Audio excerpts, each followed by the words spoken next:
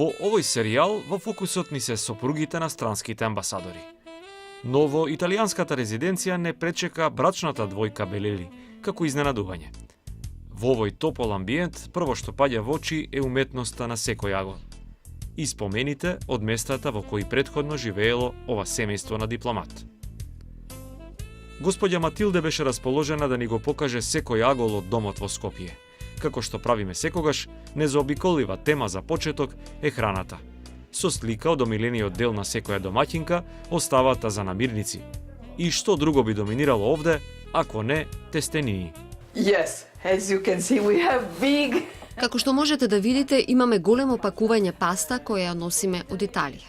Овде можеме да најдеме се во супермаркет, дури и омилената марка тестенини, но користиме огромно количество. Во оваа куќа паста се јаде 2 пати дневно.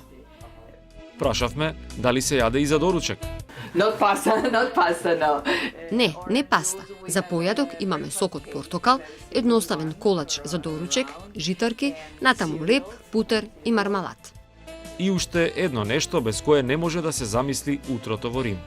Кафето.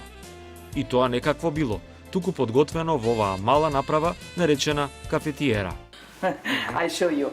We have to put water. Ке ви покажам. Ставаме вода до ова дупче овде. Водата треба да биде студена, а не жешка.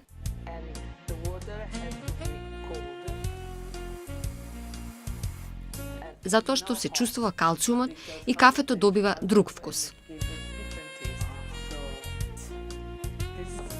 Со овој дозер ставаме кафе и се вари околу 5 минути.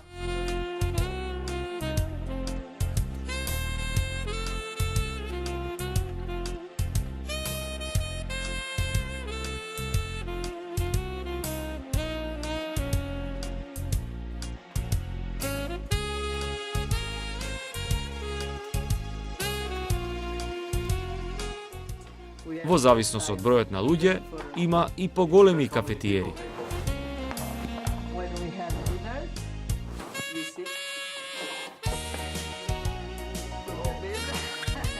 Додека да биде кафето, се сместуваме во дневната соба со панорамски поглед на Тафталиџе.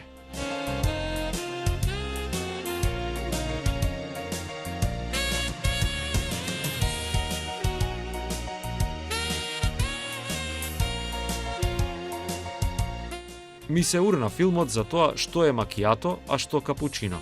Господја Белели ни објасни дека за италијаните, во домашни услови, капучино е црно кафе со млеко.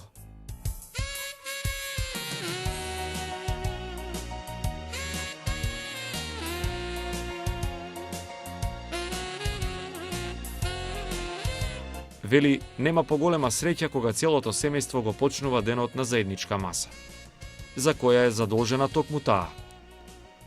Има ли нешто со кое придонесува и сопругот? Тој е принуден да подготвува сок од цеден портокал, бидејќи тој е единствениот кој го сака и кому му е потребен. Никој нема време да го подготви за него, а јас лично не сакам, така што ако сака тој, мора да си го направи.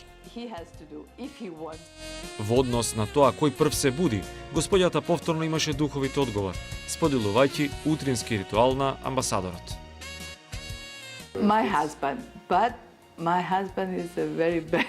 Мојот сопруг се буди прв. Има многу лоша навика да чита весници во тоалетот. Така што бањата е окупирана од него. Се буди прв, но користи голем дел од времето таму. И многу е важно во нашата куќа да имаме 2 или 3 тоалети. И уште еден важен елемент од утрото на семејството Белели кога е во Рим. Искрениот одговор и не е некоја реклама за нашата емисија. Music is important, not to have silence. Музиката е многу важна за да не биде апсолутна тишина наутро. Но во исто време да можеме да разговараме меѓу себе. Не сакам да гледам телевизија, зашто го одзема вниманието и ве тера работите да ги вршите побавно. Телевизијата е за попладне и за навечер, а радиото за наутро. Така разбудени и најадени, членовите на семејството тргнуваат секој на своја страна, најчесто користејќи јавен транспорт. Yes, I have a car. Јас имам автомобил, но знаете што обично се случува? Моите деца одат на училиште многу далеку од домот. За мене е лесно да ги однесам дотаму, но враќањето им одзема 45 минути, што е премногу и затоа користат градски автобуси. Белели имаат 3 деца, од кои постарите близнаци живеат во Рим. Најмладиот син, кој е средношколец, е со нив во Скопје. Животот како сопруга на дипломат е максимално исполнет со активности, многу често заеднички со другите дами на странските амбасадори. Една таква е овековечена на оваа фотографија. Животот овде, вели, има повеќе предности отколку мани. Time in Skopje, Времето во Скопје минува побавно, споредено со Рим. И овде можеме повеќе да уживаме во животот. Она што ми недостасува е секако семејството да е на едно место. Таков е нашиот случај, бидејќи 2 од децата се во Рим, каде што студираат, но распоредот овде е подобар. Кога ќе ја погледнам оваа панорама, тоа го немаме во Рим. И вревата која имаме таму, ја немаме овде. Така земено се, заедно, овде имаме подобар квалитет на живот.